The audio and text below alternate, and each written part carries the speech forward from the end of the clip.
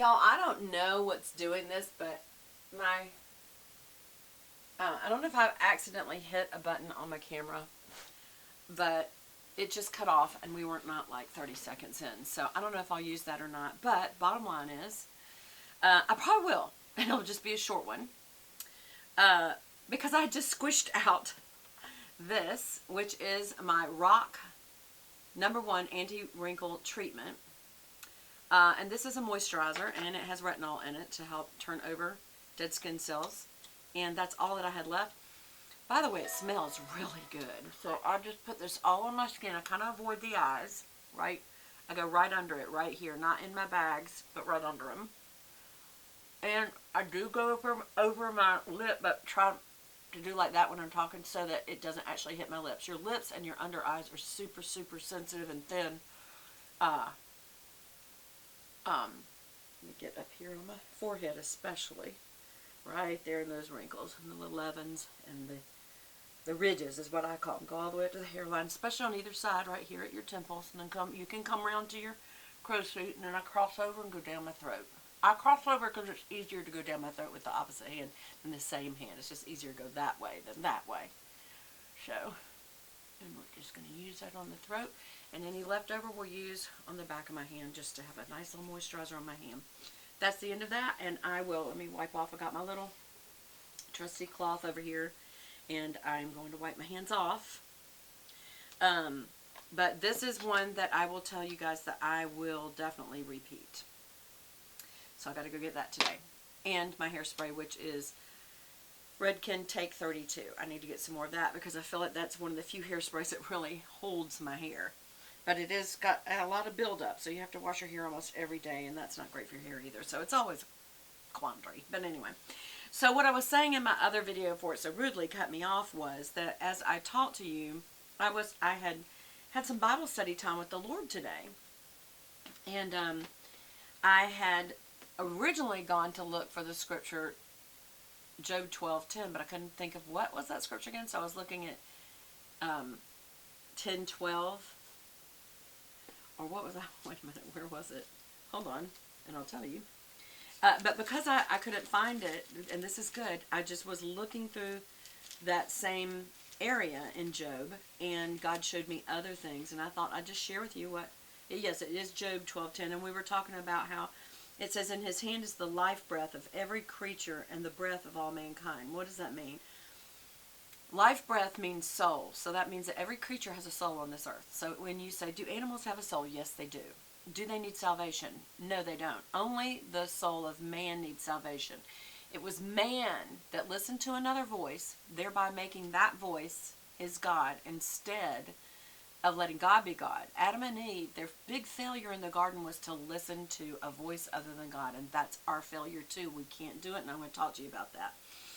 But when Adam did that, everything under his dominion, which included everything that God gave him, nature, fell under his curse, fell under the curse of Adam, the curse of sin that Adam received, which was what? Suffering and death. That is not what God originally had. That is the result of sin. And so you have all these animals that are also waiting for the return of Christ, so that curse will be lifted off of them, but they already know Christ. Animals know God. And if you're like, Beth, how do they know God? Well, here's an example. How about the ark? I'm just thinking of examples. When all those animals came, it was because God called them. Noah didn't go get them. Do you remember that? Read back. God called the animals to Noah. And they came in 7s and 2s. It's very interesting to reread what we've been taught as little kids. That Adam went and gathered up all these animals. No, God brought them. And it wasn't just 2 by 2. It was 7 by 7 at one point, if I remember that correctly. Go read it for yourself. The whole account of it. And you'll see. Alright, so after I did my moisturizer, I'm putting a little of this L'Oreal True Match Lumi Glotion, just a little bit, in with my Lancome Tint Miracle. And honestly, I don't know that I'm going to get any of this out. I love this so much. Lancome Tint Miracle, and I had an Avoir 4N, which is probably a neutral ivory, number 4. And I don't think there's going to, I just almost put that on my hand. Well, it could have. And honestly, it's better when you do. It'll go further, for one thing. Nope, look. What else do I have handy? What do I have handy? Well, I have this. This is It Cosmetics CC Plus. And the thing I like about this CC Plus is it's an SPF 50. And that's very important to wear every day. I know some of you say, well, I'm not going to be out in the sun.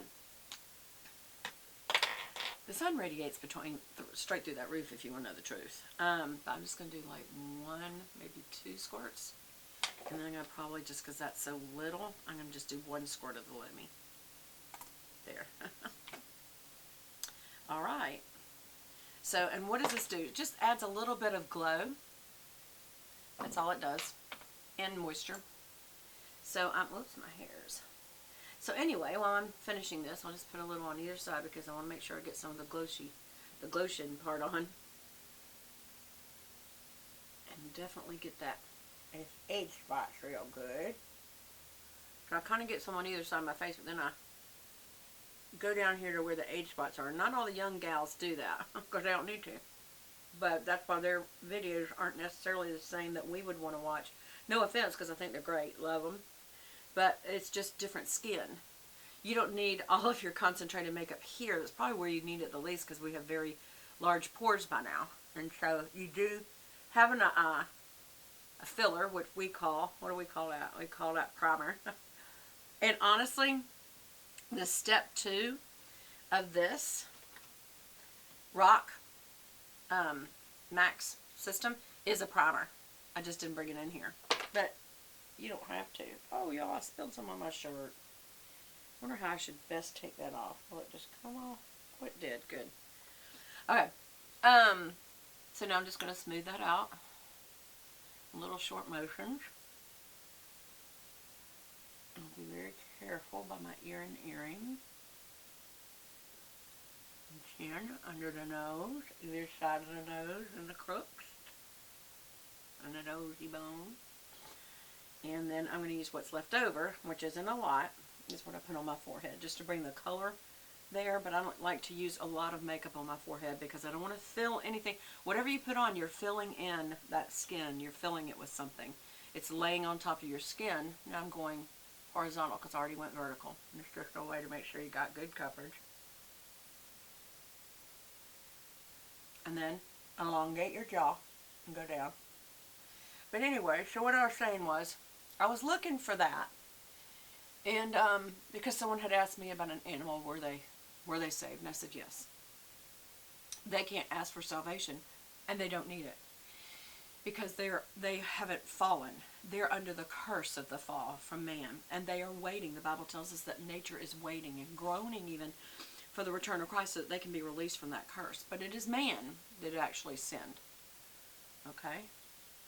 Animals already know God, and that is why they heard his voice when he called them to the ark. So they know God. You don't have to worry about that.